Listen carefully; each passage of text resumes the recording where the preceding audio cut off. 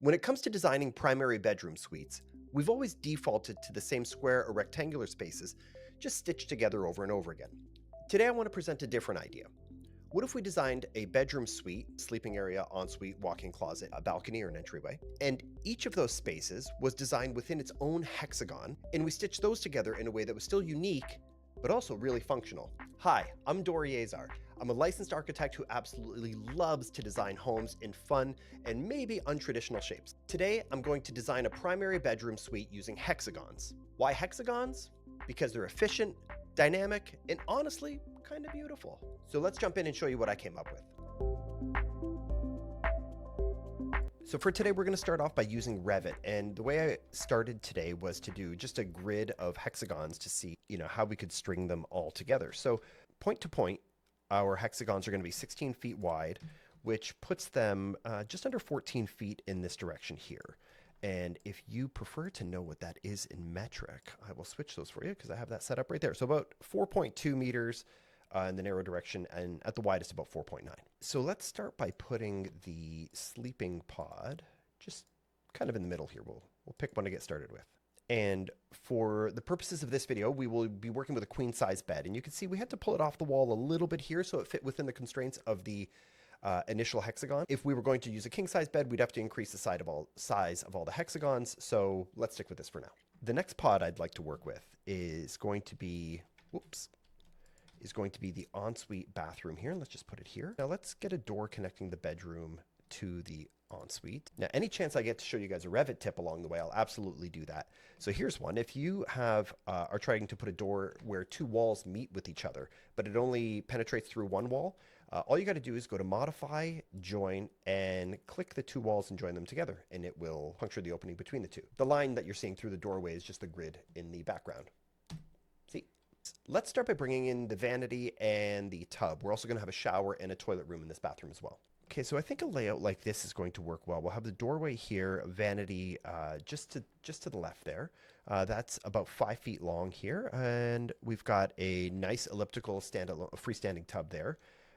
Glass partition here where you can just kind of walk around and be in the shower. And then I thought maybe it'd be kind of cool if we did a bench all the way along there. So it's kind of part in the shower, but also part in the tub area where you could maybe have a towel waiting for you or a glass of wine or something like that. That's how that would shape up. I think we would do the shower head on this wall. And then we've got a small toilet room here.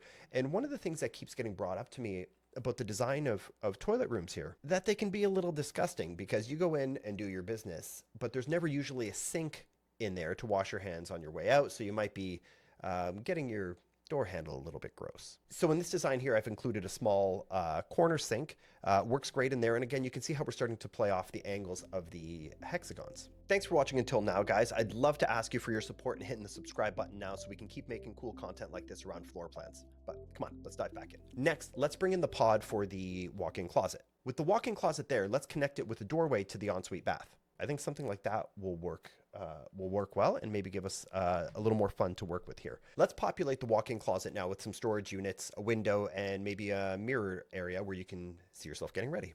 I think it's starting to get interesting now. If we have a connection here through the ensuite bath, we could do a window here and maybe a mirror there where you can see yourself getting ready within some natural light. And then maybe we could build it out with some walls and do some built-in millwork all the way around, and maybe either a center bench or console where you could lay out your clothes and things like that for the next day.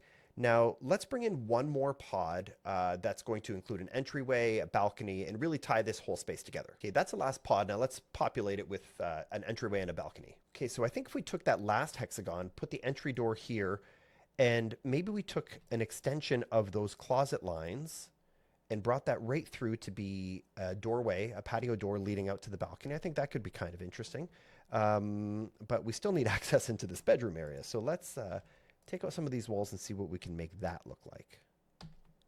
Okay, this is starting to get interesting now. So with the doorway here, we've got large patio doors with a great view leading out to a balcony. The thought is maybe you don't even need windows in and around the bed because you have so much natural light coming in from those patio doors. From the bed area, you would have direct access to the ensuite bath. From the ensuite bath, you could access directly into the walk-in closet and back to the entry. So really you could move your way all around this without disturbing anybody in bed, but still, I really like that access from the ensuite bath to the walk-in closet for those getting ready. I could see some people maybe wanting a little bit of privacy here, maybe adding a doorway in this area to for a little more privacy, whether it be visual or audible privacy. Let's finish populating this and see what it looks like. So there you have it, our hexagonal bedroom suite. The overall area that you see here is 658 square feet. I've added a few windows, one above the tub, one above the toilet there. There's one in the walk-in closet, large patio door connecting the bedroom to the exterior. Depending on how the rest of the house laid out, we might be able to do more windows around the bedroom or not. But let me know what you guys think if you have any comments on what you see here, or if you'd like to see what the rest of the house would look like if we kept designing it. And there you go, our hexagonal primary bedroom suite. Some cool features came out of it, some cool ideas and interesting ways of moving through space. The hexagons I find really interesting because they do kind of expand and contract in certain locations to give you a little extra space in the room where you need it and taper it down to maybe where you don't. But if you'd make any changes to this floor plan, let me know, or if you have any suggestions on other cool shapes that you'd like to see floor plans made out of, drop me a note in the comments and we'll see you again soon. Thanks, guys.